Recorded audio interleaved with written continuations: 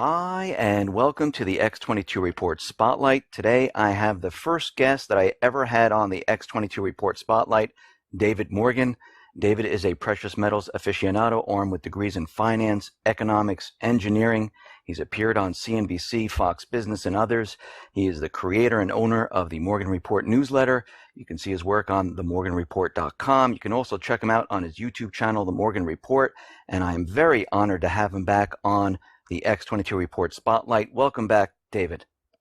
Well, thank you so much for having me back. And yeah, it was very nice of you to have me as the first one on your new series. I really thought that it was very nice. I really appreciate it. Yeah, that was 1 year ago. And it's been a year already. But let's start out with the global economy. The U.S. economy, it's looking like it's completely falling apart. I mean, if you look at the real economic indicators like shipping, manufacturing, retail, real estate, what we're seeing, it's all heading down. Is this what you're seeing? Are we in a downward trend right now? Oh, absolutely. We are in a downward trend. And as I've often said, there's really no correlation at this point in history between the financial system or financial markets and the physical economy. I mean, the talking heads that have a one-way attitude toward the financial markets will point at numbers that are increasing in size. Of course, we know that there's been, major corrections in all the major stock markets worldwide. I'm not trying to discount that, and of course, that is reflective. The realities do catch up with each other eventually. So the point I'm making is that we are in a large downtrend. If you look at just a couple of the headlines here as of today, and Dave, I just want to editorialize the comment a little bit. It's so difficult now with so much happening so quickly. It seems like time is accelerating, if that makes any sense, because what I used to get for news items in, let's say, a week's time will probably be in a 24-hour time frame now. I mean, there's just so much happening, so much being reported on. You have instant news with the press of a button with the internet and smartphones, etc. But moving on, I'll just pick out a couple here. One is from Zero Hedge, which has kind of become the go-to website, in my view, for the alternative news, and they really usually get a lot of articles that are spot on. This one talks markets at risk, tepid, uninspiring G20 proves investor hopes were pure fantasy. They go on to talk about their model of the Keynesian economic system and why printing money isn't working. That's my interpretation. It shows a picture of the G20, and almost everyone in the photo is smiling except Janet Yellen, and underneath it says Janet's not amused. And I don't consider her to be the sharpest tool in the shed, but she's far from dumb. And even if she doesn't see it on an intellectual basis, I think she feels that on an emotional basis. These people are doomed. The economy is under extreme stress, and they don't have a clue on what to do. The idea that investor hopes of coordinated policy actions proved to be pure fantasy, said TCW's, and I can't pronounce his last name, David Longever, a former China specialist with the U.S. Treasury. It's every country for themselves, quote unquote. This is kind of what happens during a breakup phenomena, which we're having now. I mean, the world is all interdependent. We're interconnected. We need the ebb and flow. We need a currency system. We need a financial system that's honest is what we need. But in the current paradigm, we need the U.S. dollar, the reserve currency, to have some stability, which it has had at the expense of everyone else. And now everyone else is, well aware of the game, and so it's starting to unravel. And unfortunately, as I probably said before, but I think it's so important it bears repeating, when I read the book Collapse of Complex Societies, the whole idea that I got out of the whole book going through Mesopotamian, Byzantine, and all the empires that have collapsed is once it starts down, it's really not that important to know why. Oh, it was a monetary system. No, it was the agricultural system. No, it was war. And usually it's a combination, by the way. Right. But once it starts down, you really can't push it back up. And that's the problem. We're unwinding, Dave, and we're not going to push it back up. Yes, it'll ebb and flow, and markets will go up and down, and prices will change, and all of that. It's not a one-way street that goes straight one direction. but the overall trend has changed dramatically, probably from 2008. And we're in a system now that, as this U.S. Treasury official said, it's every country for themselves. Well, you might take that from the macro schedule to the micro schedule, and it's every man for himself. Now, I don't want to be that bleak, but I want to produce that idea to get all of our listeners to think about that statement. You don't have to agree with that statement, but take it to heart and pause and think about where it really is and what it really means. Certainly, we need each other, we need community, but we need them at a SOC level. It's what Cliff High has coined as self-organizing community. You need each other at a very local level, and just let the powers that be run around with their heads cut off. They're absolutely useless to us. Like you said, it seems like it's every country for themselves. If we look at Europe, they went to negative rates. Japan decided to go to negative rates. The U.S. increased the interest rates, and then they started talking about negative rates and a cashless society. Does this make any sense whatsoever? Why all these different areas are doing so many different things? No, it absolutely amplifies what you and I are discussing, which means they don't know what to do. So if something doesn't work, try more of it. So if, adding the debt problem is the problem, let's create more debt.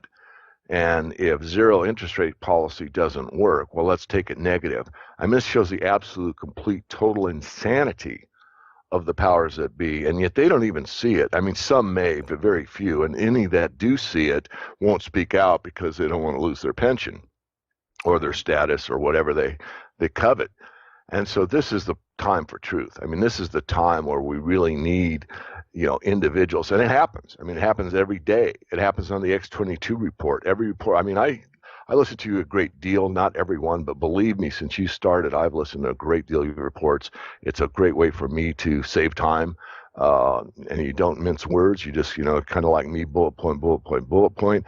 You try not to editorialize too much, although you can, and you're certainly welcome to your opinion. I think it's a very studied opinion. I value your opinion, but regardless, you give a lot of information. So it helps people like me that are overwhelmed trying to keep up with the markets. And I focus just on the commodity. Well, I focus on everything, but I don't focus on individual equities all over the board. I focus primarily on resources that are undervalued that can help people build and maintain wealth through the paradigm shift.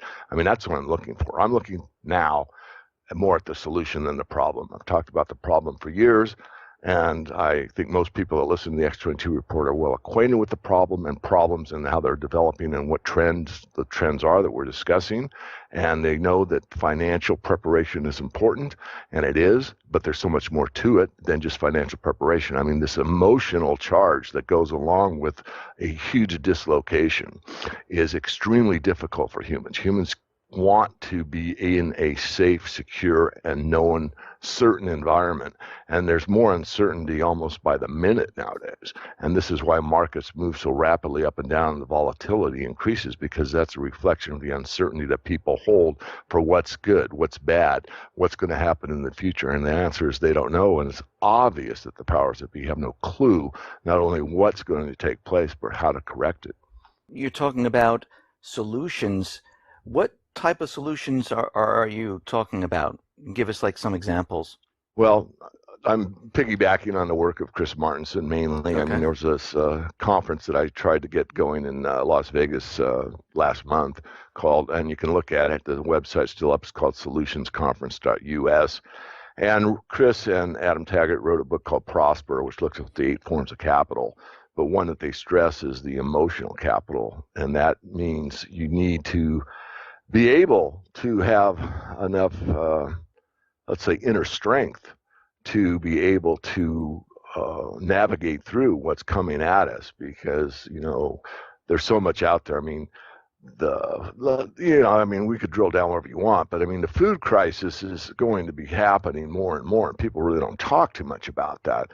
I interviewed one of a leading commodity guys that I've known for years on my special report that I have on the website, and we drilled down on the food crisis. But first of all, this GMO thing is pretty severe, And there's mandates for certain countries coming out of our Congress, the U.S. Congress, that says, you can get this aid, but they'll have a rider on that aid bill that says, but you have to accept GM foods into your country. I mean, this is the way the game is played at this time. There's, the courtocracy, the fascism, the corporate world, those real powers that are basically dictating, mandating, and controlling what takes place to all the plebes, all the little people, all the little nation states, and how they do business and what they do, how they do it, what they can buy, what they can sell, and what they can say. I mean, they take the labeling off now. So you don't even know what you're buying when you're at the food store. I mean, I'm drilling down too far, but I'm going to go really deep. But if you look at the McDonald's hamburger, I mean, it's on a YouTube channel somewhere. And I didn't know this. A friend of mine that's in the mining business, I'm digressing very far, he has small kids, went to McDonald's, and they left a hamburger underneath the seat of their van. And he doesn't clean his van every day. It had been a couple of months, and he looks under the seat, and there's this McDonald's hamburger, and it's perfectly intact after 2 months. I mean, what's going on here? I mean, these are questions that we need to ask, and I know we're way off the markets, but this is just one part of the problem. And so if you're putting that kind of stuff into your body, what do you think it's doing to your mind? What do you think it's doing to your cognitive ability? What do you think it's doing to your ability to actually critically think, which none of us are taught to do? It's a self-taught mechanism that I encourage everyone to try. Or I shouldn't say try, to apply. And so, again, down the rabbit hole, Dave, but you always let me go. And this is where we need to go. We need to look at not just ourselves to be self-sufficient, but to be more self-sufficient and ask the question, that Kennedy asked. Ask not what you can do for your country or your country can do for you. Ask what you can do for your country. Ask what you can do for yourself and how you can apply that to others around you in a scenario where you're going to have to be more self-reliant. That's the direction that we're going to go. And this is something that you're not going to get from the political class, which is absolutely meaningless as far as I'm concerned. It's all theater. It's all trying to give the meme that somebody at the top actually, one, has your interest at heart. Are you kidding me? Or can do something about it, which is even more important to understand, because if you understood that, you wouldn't waste your time looking at the political theater. You'd realize it's more important to increase your skill set, increase your emotional capacity to deal with what's coming ahead. And certainly, and most important of all, is to teach your children well, to be able to pass on real values and real substance. I mean, try, as a thought experiment, try thinking that you're living in the 1880s and what kind of lifestyle that would be like and what would be important in that time frame. I'm not saying we're going there, but we certainly may be. Just one point before I talk about precious metals of what you said about the food and things like that. I'm kind of a health nut myself. And it's funny because when they don't want to put labels on food or tell you that it's, genetically modified, people think in this country that we're free. But when you don't have the freedom to choose what you're putting in your body, are you truly free at this point? You're not, because you don't know what's in the food. The establishment is telling you, this is good for you, so just believe us. You don't need to know what's in there. And you don't have the freedom of choice at this point to say, well, wait a minute, why do I want to eat this? Look what's in here. And you're absolutely right with everything that you said is coming down from the central bank, coming down from corporations. Basically what they're doing is they're controlling what we do. And no one is using their brains to think or to analyze or to look at and say, something, maybe we shouldn't do this. Why is this? And I think you're absolutely right. And as they continually move down this path, we lose our freedoms every single day by them making decisions for us. And I think we're heading in a terrible direction if this continues. I couldn't agree more, and well said. Now, I want to just get back to precious metals for a second. What was it, like maybe a month ago? We saw precious metals surge to about 12 and change. And everyone started to get nervous. Oh, is this it? Is precious metals, is it going to skyrocket at this point?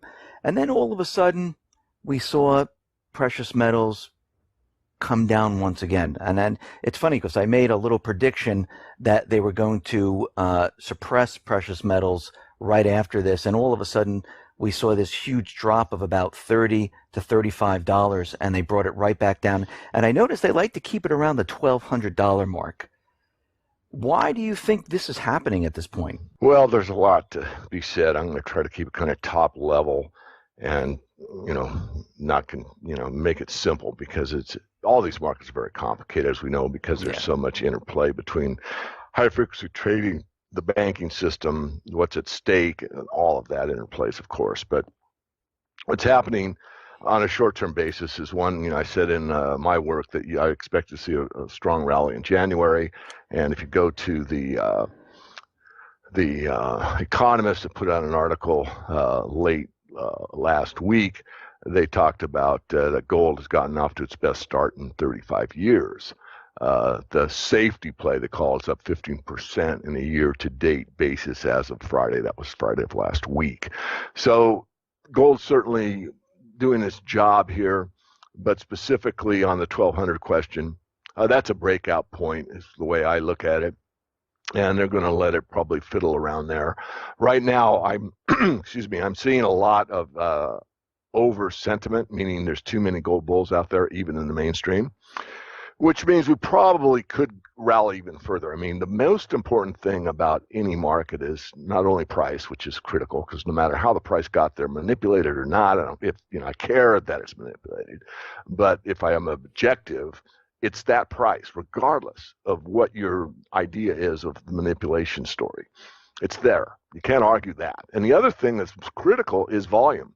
Is there a lot or a little? I mean, if everyone's running into a market, there's a lot of volume. That means you've got some sustainability. Well, what did I just say? I said that it's gotten off to the best start in 35 years. So that's a price mechanism. But what have the volumes been?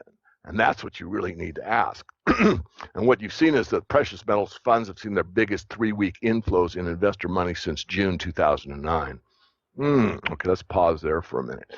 Since when? Well, basically since the first market to rocket up after the financial crisis of 2008 took hold, and everyone, regardless of their position on the planet, had to acknowledge the fact that something very, very scary had taken place. The financial system almost went off the cliff. And what was the first market to rebound and say, this is a place to be financially? Well, it was the precious metals markets. And what happened was huge volume started that market back up from that point. Well, what this article says in The Economist is that we have those kind of volumes again. So my idea is this, Dave. I think the 1200 could hold for quite some time. I am different than Marty Armstrong and Clive Mon and some of these guys that say that we're going to see a new low. Do I know that for a fact? No. Is it possible? Yes. But, with 40 years in this market, when I see the kind of volumes that we've seen from the beginning of the year, the ability to get a new low with that much buying pressure that's taken place since the beginning of the year is a lot to overcome. And I don't think it can be overcome. Now, on a more, short-term basis, talking out the other side of my mouth, but I'm being very succinct, and I'm trying to be succinct, is that we will not see much more of a rally. I think you could probably see it into the summer. I think you might see, March, April, like we saw in 2011, because of a lot of reasons. I'm not going to be too concerned about the why for now. I'm just going to say watch prices go higher, and then I think you'll get some kind of a correction going on. But buying at these levels is safe, but it could go lower. In fact, I think it probably will, but not new lows. I disagree with, and I'm not trying to point names. I'm just trying to point out that, I read others' work. I look at what they say against stuff, and I like to acknowledge other people. I mean, there's some really good thinkers out there, and that helps me. I mean, you're one of them. I mean, you do, kind of the whole, you do the whole enchilada.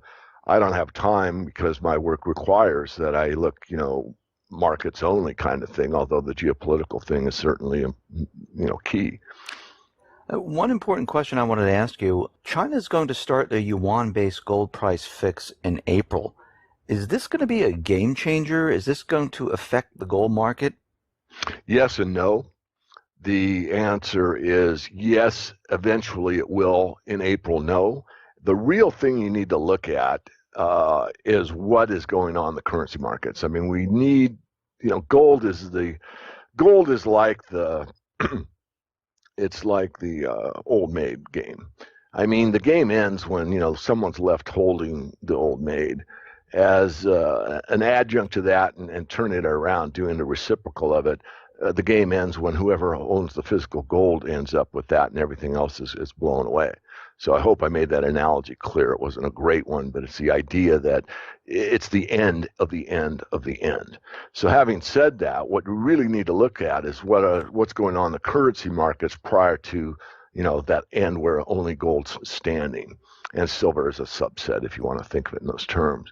So we need to look at what takes place. I think it's September 30th, Dave, where the SDR includes the yuan.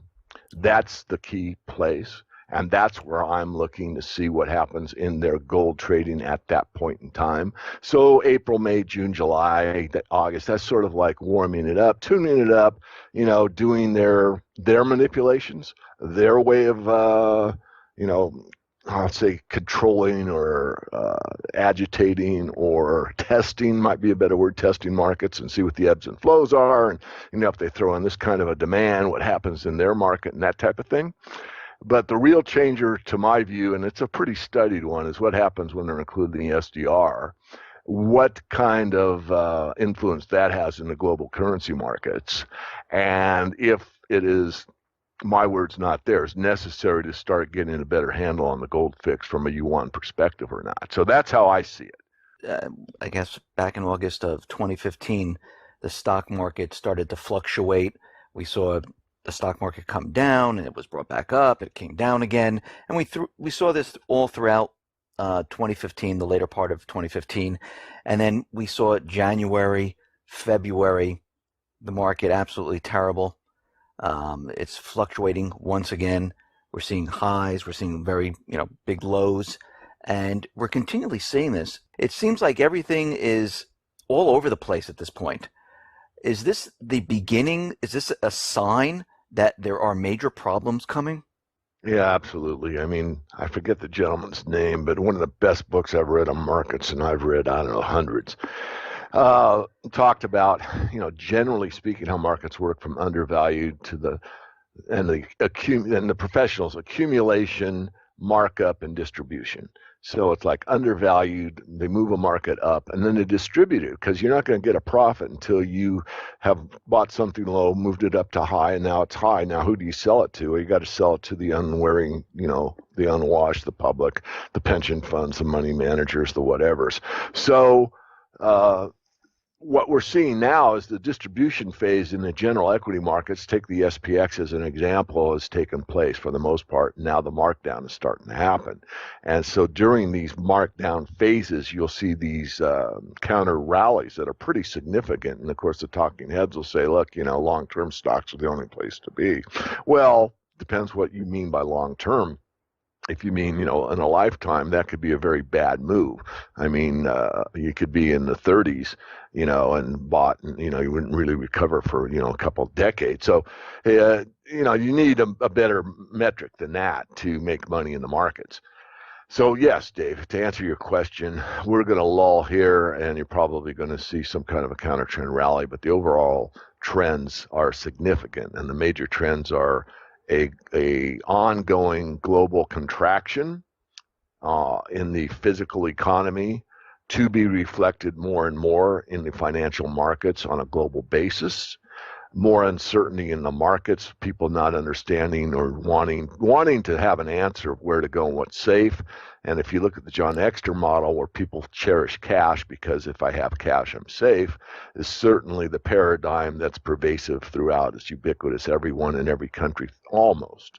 Not so much India and China, but most of the world thinks that if I have a physical piece of paper, that's the best thing I can have. I'm outside the banking system, and I'm safe because this will purchase something, until it doesn't.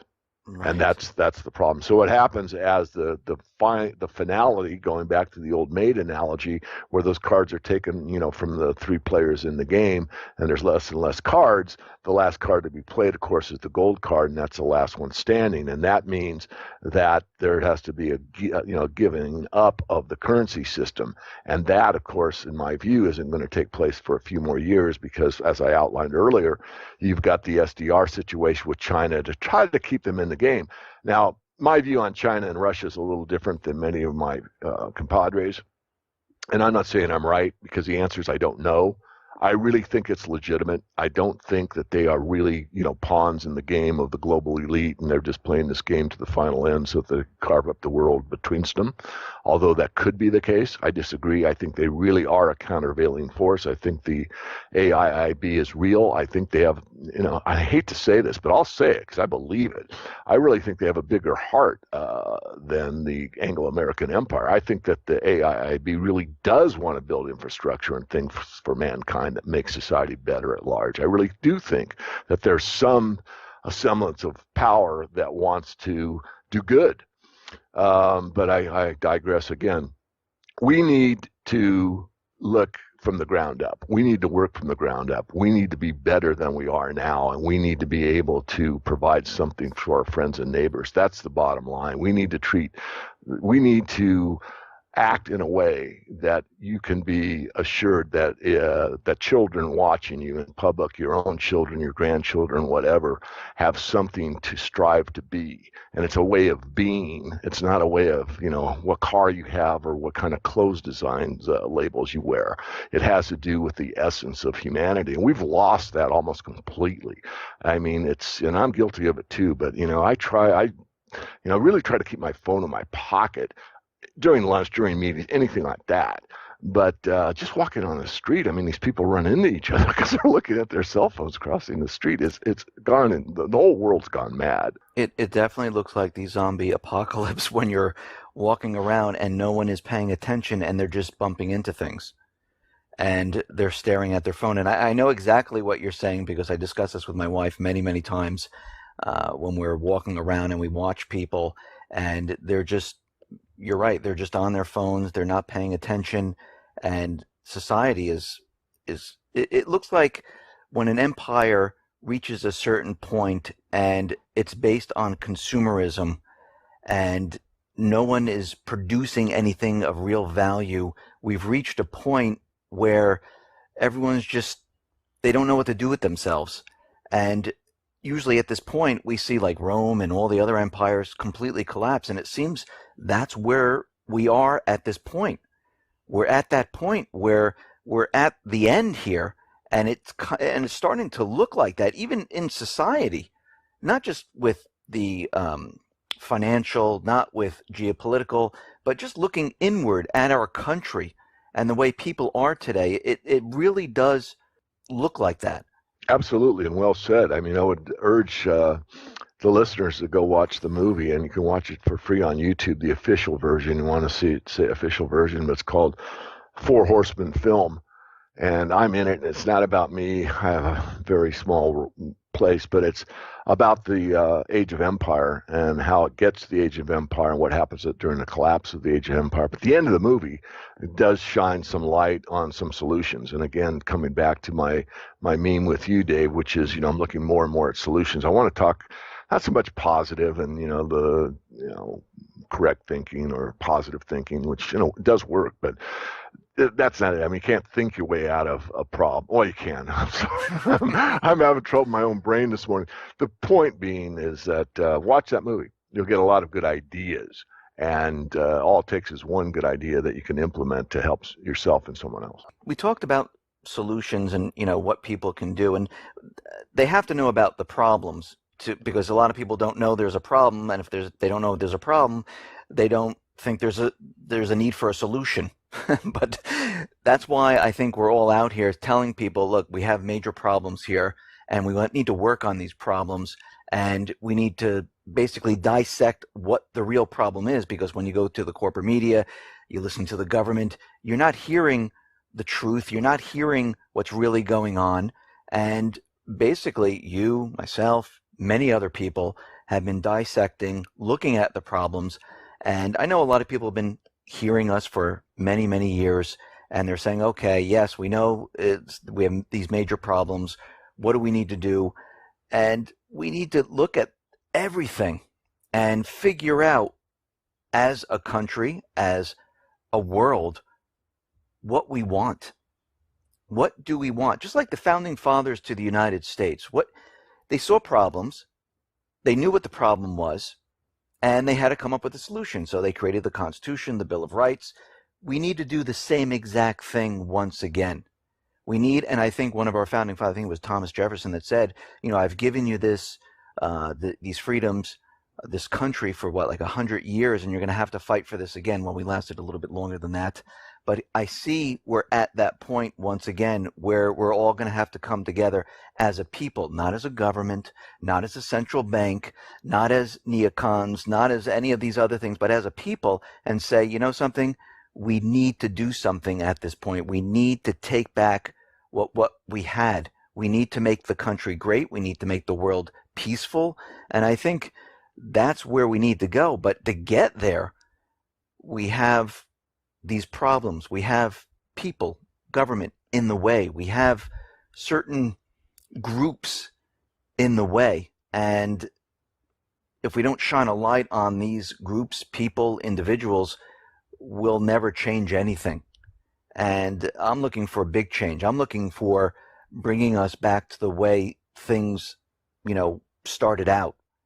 And I'm hoping from where we're headed right now, which I do believe is a complete collapse of the system, maybe even more, that we can change this at this point.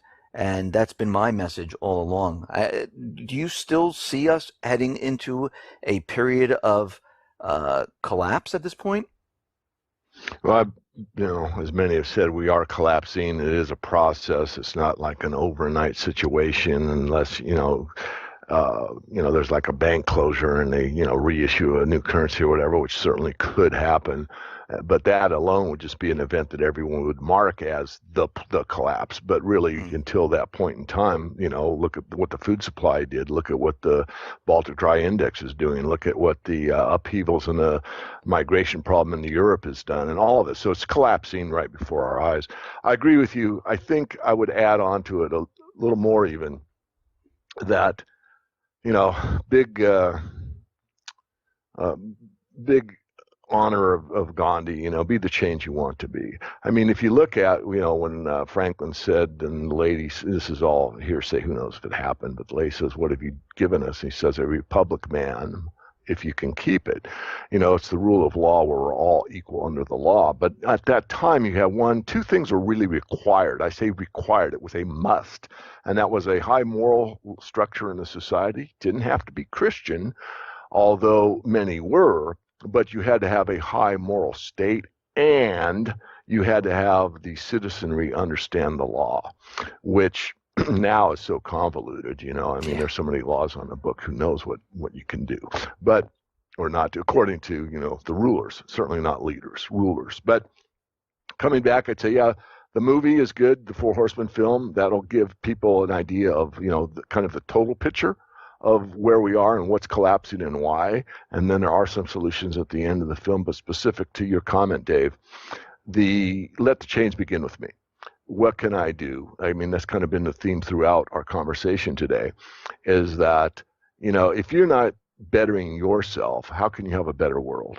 David, tell us a little bit about your website and how people can reach you and what's coming up. I'll be putting out our press release here in the next couple of weeks. Basically, the press release says, look, I look at a lot more than just the precious metals markets. We look at, a lot of things that we discussed on your show. Thank you for giving me the time. I'm trying to focus more and more in the Morgan Report, not only on the current system and where it's going and how you can protect yourself financially, but beyond that, what the next big meme will be. I'm looking at fintech, the financial technologies. There are people like you, Dave, out there that are making a difference, and they're coming up with not only Bitcoin, which circumvents the system, but other methodologies. So wouldn't it be nice if there was I'll call it subculture for now, that had an alternative payment system that wasn't held by the overlords. Wow, what a concept. And guess what? It's taking place. So that's one of the areas I'm going to focus more and more of my time in the Morgan. Dave, thank you very much for being on the X22 Report Spotlight. I really appreciate it. Thank you for coming back on. My pleasure. Thank you.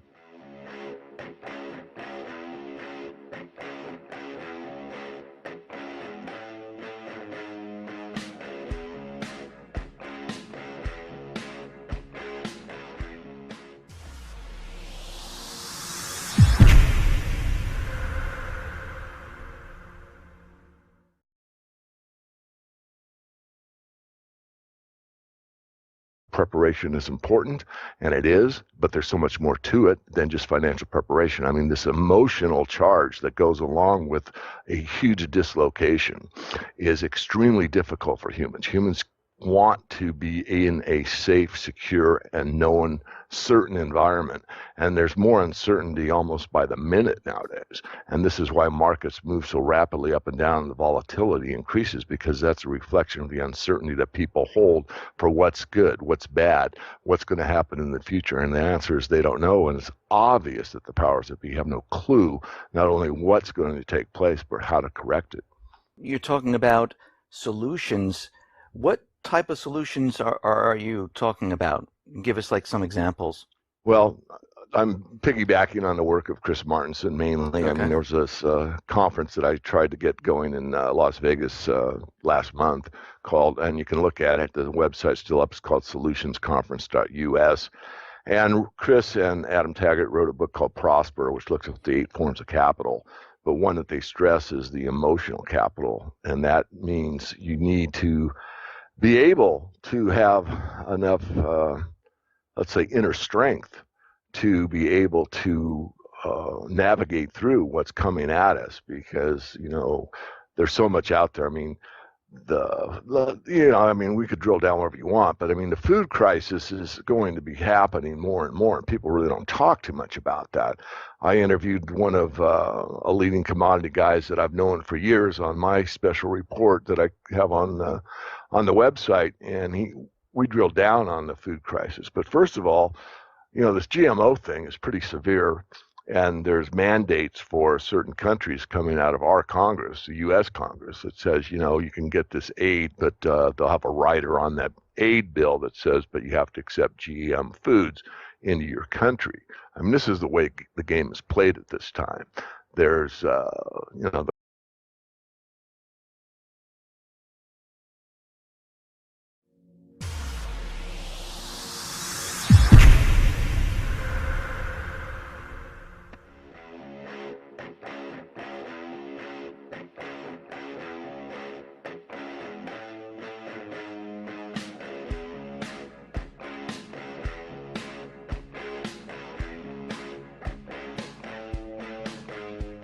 Hi, and welcome to the X22 Report Spotlight. Today, I have the first guest that I ever had on the X22 Report Spotlight, David Morgan. David is a precious metals aficionado armed with degrees in finance, economics, engineering. He's appeared on CNBC, Fox Business, and others. He is the creator and owner of the Morgan Report newsletter. You can see his work on themorganreport.com. You can also check him out on his YouTube channel, The Morgan Report. And I am very honored to have him back on the X22 Report Spotlight. Welcome back, David. Well, thank you so much for having me back. And yeah, it was very nice of you to have me as the first one on your new series. I really thought that it was very nice. I really appreciate it. Yeah, that was 1 year ago. And it's been a year already. But let's start out with the global economy. The U.S. economy, it's looking like it's completely falling apart. I mean, if you look at the real economic indicators like shipping, manufacturing, retail, real estate, what we're seeing, it's all heading down. Is this what you're seeing? Are we in a downward trend right now? Oh, absolutely. We are in a downward trend. And as I've often said, there's really no correlation at this point in history between the financial system or financial markets and the physical economy. I mean, the talking heads that have a one-way attitude toward the financial markets will point at numbers that are increasing in size. Of course, we know that there's been, you know, major corrections in all the major stock markets. We need a currency system. We need a financial system that's honest, is what we need. But in the current paradigm, we need the U.S. dollar, the reserve currency, to have some stability, which it has had at the expense of everyone else. And now everyone else is, well aware of the game, and so it's starting to unravel. And unfortunately, as I probably said before, but I think it's so important it bears repeating, when I read the book Collapse of Complex Societies, the whole idea that I got out of the whole book, going through Mesopotamian, Byzantine, and all the empires that have collapsed, is once it starts down, it's really not that important to know why. Oh, it was a monetary system. No, it was the agricultural system. No, it was war. And usually it's a combination, by the way. Right. But once it starts down, you really can't push it back up. And that's the problem. We're unwinding, Dave, and we're not going to push it back up. Yes, it'll ebb and flow, and markets will go up and down, and prices will change, and all of that. It's not a one-way street that goes straight one direction. But the overall trend has changed dramatically, probably from 2008. And we're in a system now that, as this U.S. Treasury official said, it's every country for themselves. Well, you might take that from the macro schedule to the micro schedule, and it's every man for himself. Now, I don't want to be that bleak, but I want to produce that idea to get all of our listeners to think about that statement. You don't have to agree with that statement, but take it to heart and pause and think about where it really is and what it really means. Certainly, we need each other, we need community, but we need them at a SOC level. It's what Cliff High has coined as self-organizing community. You need each other at a very local level. And just let the powers that be run around with their heads cut off. They're absolutely useless to us. Like you said, it seems like it's wide. I'm not trying to discount that, and of course that is reflective. It does. The realities do catch up with each other eventually. So the point I'm making is that we are in a large downtrend. If you look at just a couple of the headlines here as of today, and Dave, I just want to editorialize the comment a little bit. It's so difficult now with so much happening so quickly. It seems like time is accelerating, if that makes any sense, because what I used to get for news items in, let's say, a week's time will probably be in a 24-hour time frame now. I mean, there's just so much happening, so much being reported on. You have instant news with the press of a button with the internet and smartphones, etc. But moving on, I'll just pick out a couple here. One is from Zero Hedge, which has kind of become the go-to website, in my view, for the alternative news, and they really usually get a lot of articles that are spot on. This one talks markets at risk, tepid, uninspiring G20 G20 proves investor hopes were pure fantasy. They go on to talk about their model of the Keynesian economic system and why printing money isn't working. That's my interpretation. It shows a picture of the G20, and almost everyone in the photo is smiling except Janet Yellen, and underneath it says Janet's not amused. And I don't consider her to be the sharpest tool in the shed, but she's far from dumb. And even if she doesn't see it on an intellectual basis, I think she feels that on an emotional basis. These people are doomed. The economy is under extreme stress, and they don't have a clue on what to do. The idea that investor hopes of coordinated policy actions proved to be pure fantasy, said TCW's, and I can't pronounce his last name, David Longever, a former China specialist with the U.S. Treasury. It's every country for themselves, quote unquote. This is kind of what happens during a breakup phenomena, which we're having now. I mean, the world is all interdependent. We're interconnected. We need the ebb and flow. Every country for themselves. If we look at Europe, they went to negative rates. Japan decided to go to negative rates. The U.S. increased the interest rates, and then they started talking about negative rates and a cashless society. Does this make any sense whatsoever, why all these different areas are doing so many different things? No. It absolutely amplifies what you and I are discussing, which means they don't know what to do. So if something doesn't work, try more of it. So if, adding the debt problem is the problem, let's create more debt. And if zero interest rate policy doesn't work, well, let's take it negative. I mean, this shows the absolute, complete, total insanity of the powers that be, and yet they don't even see it. I mean, some may, but very few, and any that do see it won't speak out because they don't want to lose their pension or their status or whatever they covet. And so this is the time for truth. I mean, this is the time where we really need, individuals, and it happens. I mean, it happens every day. It happens on the X22 report. Every report. I mean, I listen to you a great deal, not everyone, but believe me, since you started, I've listened to a great deal of your reports. It's a great way for me to save time. And you don't mince words. You just, kind of like me, bullet point, bullet point, bullet point. You try not to editorialize too much, although you can, and you're certainly welcome to your opinion. I think it's a very studied opinion. I value your opinion, but regardless, you give a lot of information. So that helps people like me that are overwhelmed trying to keep up with the markets. And I focus just on the commodity. Well, I focus on everything, but I don't focus on individual equities all over the board. I focus primarily on resources that are undervalued that can help people build and maintain wealth through the paradigm shift. I mean, that's what I'm looking for. I'm looking now more at the solution than the problem. I've talked about the problem for years, and I think most people that listen to the X22 report are well acquainted with the problem and problems and how they're developing and what the trends are that we're discussing. And they know that financial